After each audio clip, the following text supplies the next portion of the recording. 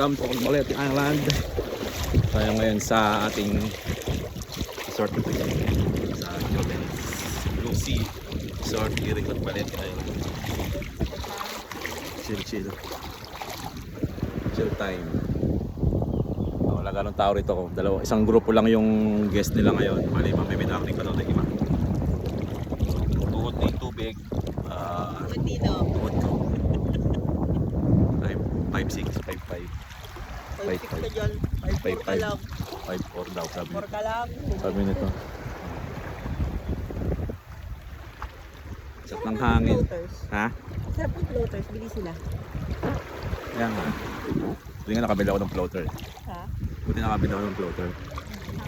Bali pa low tide na raw tong tubig sabi ni At. Fifth time na namin dito sa Balete Island.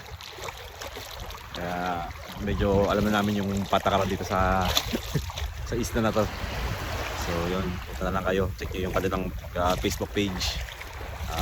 Balete Island, Jovens Blue Sea Resort.